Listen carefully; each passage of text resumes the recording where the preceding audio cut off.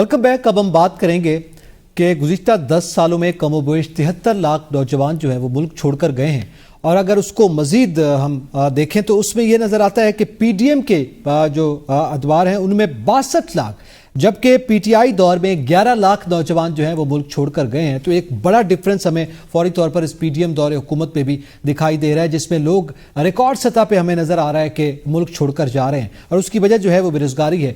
अब मैं आपसे जानना चाहता हूँ मरियम दबाज, आपके नज़दीक ये मुल्क के लिए कितना नुकसानदेह है?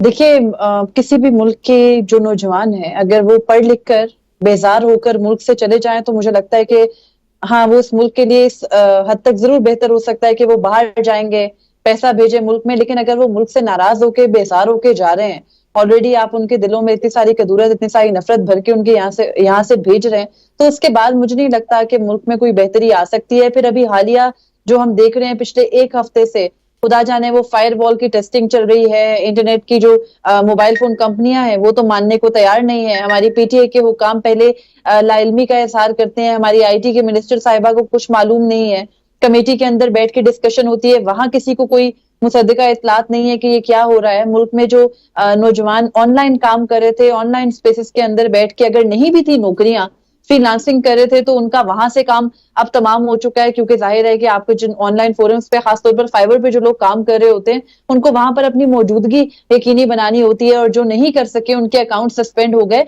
तो अगर आप इस तरह से सारे रास्ते बंद कर देंगे तो फिर मुल्क के अंदर जो अमन व अमान की सूरत हाल है, जाहिर है लॉ एंड ऑर्डर खराब होगा, आपके मुल्क के अंदर लोगों के पास खाने को नहीं होगा, चोरी करेंगे, और अगर फ्रस्ट्रेशन आप बढ़ाएंगे तो जुराइम में इजाफा होगा। ये वो सारी चीजें हैं जो आपस में रिलेटेड है, और इनका ताल्लुक बराह रास्त नौजवानों के साथ भी है, मुल्क के सिस्टम के साथ भी है। तो मुल्क ने हर सूरत नुकसान में ही जाना है, और अब ये इट्स अ हाई टाइम कि हुकूमतें सोचे कि किस तरह से उन्होंने नौजवानों को रिलीफ देना है। मौजूदा हुकूमत का फोकस अगर सिर्फ मुल्क में खौफ फैलाना, मुल्क के अंदर ये सिचुएशन क्रिएट करना कि कोई डिजिटल दहशतगर्द है, और यहाँ पर बात कर देने से, लिख देने से डिजिटल दहशतगर्दी हो जाती है, इंटरनेट बंद कर दे तो वो रुक जाएगी, ये इनका अभी तक तो ख्वाब ही साबित हुआ है। तो इस तरह की सिचुएशन में जहां आपका सारे का सारा फोकस अपने जो सियासी हरीफ है उनको टारगेट करने में है, और अवामी मसाइल के ऊपर आप किसी वक्त ये कह देते हैं कि ठीक है हम देख रहे हैं मामलात को, लेकिन हल की तरफ कुछ भी नहीं जाता, आपके मिनिस्टर्स को नहीं पता, हुकाम को नहीं पता। ऐसी सिचुएशन में एक नौजवान क्या करे? वो मुल्क से बाहर ही जाएगा,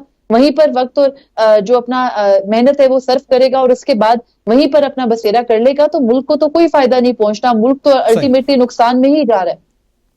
अच्छा, इसी पे सलमान साहब आपकी क्या राय है? क्या मुल्क से जो लोग जा रहे हैं, यकीनन उनका मुस्तकबिल जो है वो उस मुल्क के साथ वाबस्ता हो जाएगा, लेकिन सारे लोग तो नहीं जा सकते ना मुल्क से। वो तबका भी है जो इस काबिल नहीं है कि जो बाहर जाए, या इतनी गुंजाइश नहीं है कि वो बाहर जा सके।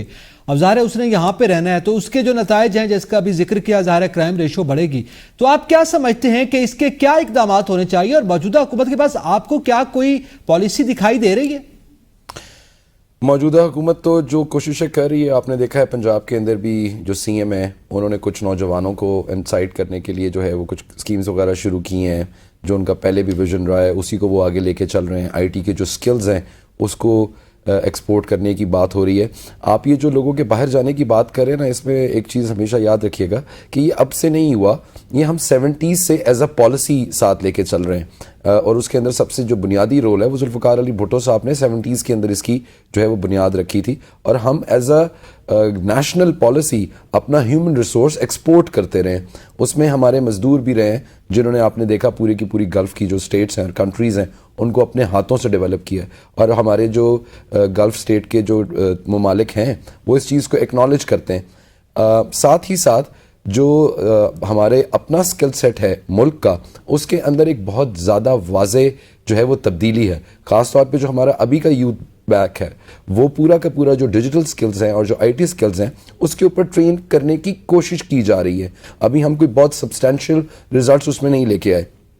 तीसरी जो चीज़, अच्छा जी, लेकिन वो आईटी के बारे से स्किल्स तो डेवलप किए जा रहे हैं, मगर दूसरी जानिब से नेफ्टी बंद है, जिनके पास स्किल्स हैं वो बेचारे काम नहीं कर पा रहे। आपने न कि दो चीज़ों को कंफ्यूज नहीं करना। देखें, आईटी के स्किल्स होना, स्किल सेट होना, उसकी डोमेस्टिक नीड भी है और फॉरेन एक्सपोर्ट भी है, या फॉरेन नीड भी है। ऑनलाइन ग्लोबल विलेज है आप। जी बिल्कुल। जो आप बंदिश की बात कर रहे हैं या फायरवॉल की बात कर रहे हैं, मैंने आपसे कल भी प्रोग्राम के अंदर जिक्र किया था, آپ نے ملک کی ٹیکنالوجی کو اپ گریڈ بھی کرنا ہے, جو آپ نے ملک کی سائبر سیکیورٹی ہے اس کو بھی دیکھنا ہے, جو آپ نے ملک کے اندر پیغام رسانی کے باقی معاملات ہیں ان کو بھی دیکھنا ہے, آپ نے اپنی ملک کی سالمیت کو بھی دیکھنا ہے, آپ نے اپنے انسٹیٹیوشنز کی جو نیک نامی ہے اس کو بھی دیکھنا ہے, اور دیکھنا ہے کہ کون پروپیگنڈا کر رہا ہے, کون فیک نیوز پھیلا رہا ہے, کون انتشار پھیلا رہا ہے, کون ان پروڈکٹیو چیزوں کی طرف جا رہا ہے اور کون کنسٹرکٹیو اور پروڈکٹیو مینز کی طرف جا رہا ہے. تو جب چیزیں چینج ہو رہی ہوتی ہیں, آپ کیلیبریٹ کر رہے ہوتے ہیں, سنیے, جب آپ کیلیبریٹ کر رہے ہوتے ہیں چیزوں کو تو پھر آپ کو وقت لگتا ہے, دقت ہوتی ہے یقیناً, but in the broader picture چیزیں بہتر ہوتی ہیں. ایسا نہیں ہو سکتا کہ آج آپ اپنی ٹیکنالوجی کو اپ گریڈ کریں اور 5 سال کے بعد آپ کو اس ٹیکنالوجی کا نقصان ہو رہا ہو. It's not possible. آپ اگر گزشتہ الیکشنز کے اندر دیکھیں تو امریکہ کے اندر الیکشنز رگ ہوئے ہیں, انہوں نے الزام لگایا رشینز کے اوپر, ٹرمپ ایڈمنسٹریشن نے الزام لگایا, مارک زکربرگ کو اسٹینڈنگ کمیٹی کے اندر بلا کے پوچھا گیا اور اس کے بعد انہوں نے اپنے پورے کے پورے سسٹم کو ریڈو کیا اور بہتر کیا تاکہ اس قسم کی اوپینینز الیکشنز کے اوپر نہ انداز ہوں. تو ساری چیزوں کو آپ کوئکلی تھوڑا آگے بڑھتے ہیں. آپ کا بالکل, آپ نے کہا کہ دنیا میں ایسا ہو رہا ہے اور یقینی طور پر پھر ظاہر ہے اب اس پہ ایک الگ ڈیبیٹ چلی جائے گی کہ وہاں بھی نیٹ بیٹھ گیا, وہاں بھی نوجوان باہر گئے, یا وہاں پہ لوگوں کو جو آن لائن کام کر رہے تھے ان کو مشکلات پیش آئیں. آپ لوگ کیوں یہ ایزیوم کرتے ہیں کہ آپ کو گالم گلوچ کی کھلی اجازت دی جائے اور کوئی آپ کو روکے نہ, آپ لوگ آن لائن فراڈز کریں اور آپ کو کوئی روکے نہ, آپ بینکنگ کے اور باقی ڈیلیوری کے اندر فراڈز کریں اور اس کے اوپر کوئی چیک نہ ہو. کوئی چیک ہوگا نا نقی صاحب, کبھی تو ہوگا نا. 50 سال کے بعد آپ کو یہ ٹیکنالوجی کبھی تو جا کے انٹروڈیوس کرنی ہے. سر آپ کا پوائنٹ آف ویو ہے بالکل واضح ہو گیا. سر آپ کہہ رہے ہیں کہ ظاہر ہے اپ گریڈ کرتے ہیں تو لوگوں کو اس لیے دقت ہو رہی ہے. میں آپ سے جاننا چاہوں گا عمر جٹ صاحب, یہ فرمائیے گا, سینئر صحافی ہیں حامد میر صاحب, انہوں نے اسلام آباد ہائی کورٹ میں جو ہے ایک درخواست دائر کی کہ شہریوں کے بنیادی حقوق جو ہیں وہ متاثر ہو رہے ہیں اور فائر بال کی تنصیب کو روکا جائے. تو آپ کیا دیکھ رہے ہیں کہ اس درخواست کا بھی اثر ہوگا جو پہلے ہمارے پاس ظاہر درخواستیں بھی کی گئی ہیں بلکہ اب تو دہائیاں بھی جاری ہیں؟ دیکھیں نقی صاحب, سوری, اس بات پر حامد میر صاحب کی درخواست پر جانے سے پہلے میں چھوٹا سا کامنٹ کروں گا کہ آپ کے دفتر کے نیچے بھی ایک کوریئر سروس کا آفس ہے. صبح کیمرہ مین کو بھیج کے نا وہاں پہ فوٹیج بنوائیے گا.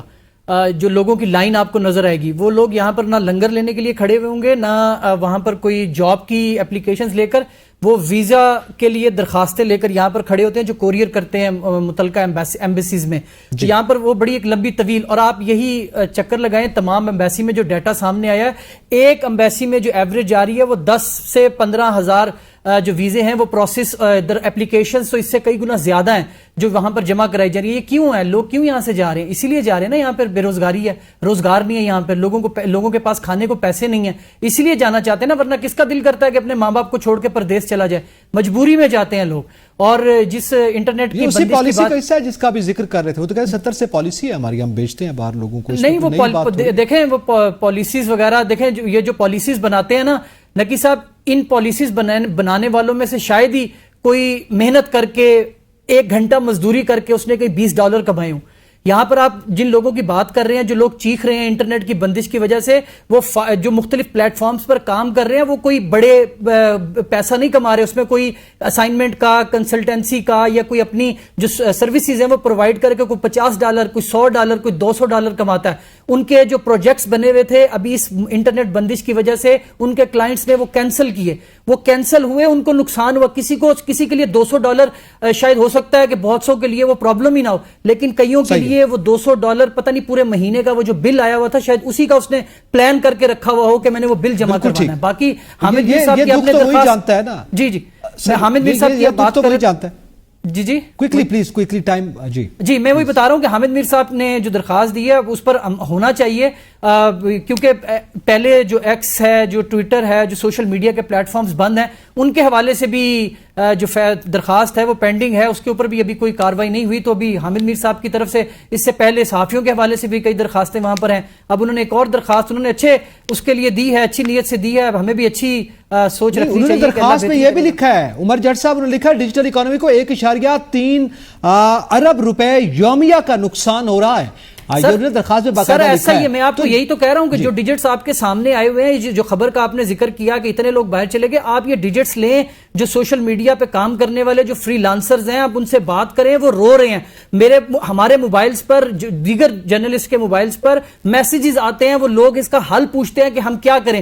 لوگ اپنے سسٹم, آپ کو پتا ہے کہ جو اسلام آباد میں بیسڈ لوگ یہاں بیٹھے ہوئے تھے اور کام کر رہے تھے, وہ کرائے اور بجلی کے بل بچانے کے لیے اپنے گاؤں چلے گئے بہت سے لوگ, کہ وہاں گاؤں اپنے گھر میں ایٹ لیسٹ گھر اپنا ہوگا, کرایہ نہیں دینا پڑے گا, وہ وہاں پر چلے گئے. اور صرف اس وجہ سے کہ یار کوئی مشکلات کا شکار ہے. گمرجٹ صاحب بالکل آپ کا بالکل پوائنٹ آف ویو جو ہے وہ اب وقت جو ہے چونکہ نہیں ہے, ورنہ اس پہ مزید بھی آپ بات کرتے, لیکن یہ بڑی افسوس کی بات ہے جب تک یہ صورتحال یا درخواستوں پر فیصلے نہیں آتے تب تک روکی جا سکتی ہے فائر بال کی تنصیب, لیکن اس کے نتیجے میں اگر ڈیجیٹل اکانومی کو نقصان ہو رہا ہے تو یقیناً حکومت کو اس پہ سوچنا ہوگا. تمام پینلسٹ کا شکریہ ادا کرتا ہوں, اجازت دیجیے گا, اللہ حافظ.